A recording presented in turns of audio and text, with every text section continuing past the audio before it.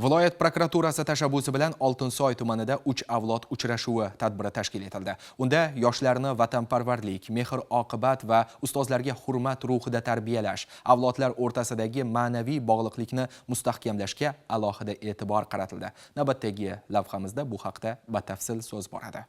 3 avlod uchrashuvi tadbirida nuroniylar, prokuratura organlari faxriylari, Afg'oniston urushi qatnashchilari, otaliqqa olingan va turli sohalarda yutuqlarga erishgan faol yoshlar ishtirok etdi. Tadbirda nuroniylar va faxriylar tomonidan yoshlar bilan samimiy suhbatlar o'tkazildi. Tadbirda so'z olganlar o'zlarining hayot yo'li, xizmat faoliyati davomida orttirgan tajribalari haqida aytishdi. Yoshlarga ilm olish, halol mehnat qilish, vatanga sadoqatli bo'lish va vaqtidan unumli foydalanish borasida pand-nasihatlar berildi.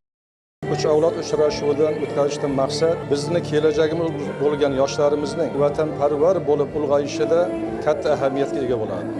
Sababi 3 avlod deganda hayotiy tajribaga ega bo'lgan nuroniylarimiz, ibrat bo'ladigan nuroniylarimiz, shijoatli yoshlarimizga o'zlarining qimmatli maslahatlari bilan o'rtoqlashadilar. Bu kelajagimiz bo'lgan yoshlarning barkamol bo'lib o'sishida albatta katta ahamiyatga ega bo'ladi. Ayniqsa yoshlar tarbiyasi va kamolotida yoshi ulug' insonlarning hayotiy tajribasi, o'g'it va maslahatlari muhim ahamiyat kasb etishi alohida ta'kidlandi. Yoshlar nuroniylar va faxriylarning hayot saboqlaridan ma'naviy ozuqa olganliklarini bildirib, kelgusida ham bunday uchrashuvlarni muntazam o'tkazish muhim ekanini aytib o'tishdi.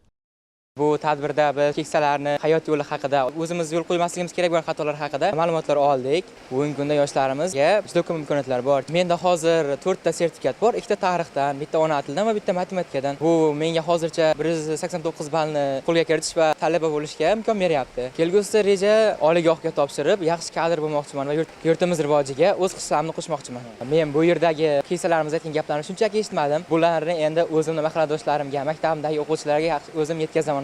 Uchrashuvda uzoq yillar davomida sohada samarali mehnat qilib, yurt tinchligi va qonun ustuvorligini ta'minlash yo'lida munosib hissa qo'shgan mehnat faxriylariga ehtirom ko'rsatilib, esdalik sovg'alari topshirildi. Viloyat prokuraturasi tashabbusi bilan tashkil etilgan 3 avlod uchrashuvi tadbiri keksa avlod tajribasini yoshlarga yetkazish, ularni ezgu maqsadlar sari ruhlantirish va jamiyatda hamjihatlik muhitini mustahkamlashga xizmat qilishi bilan ahamiyatli bo'ldi.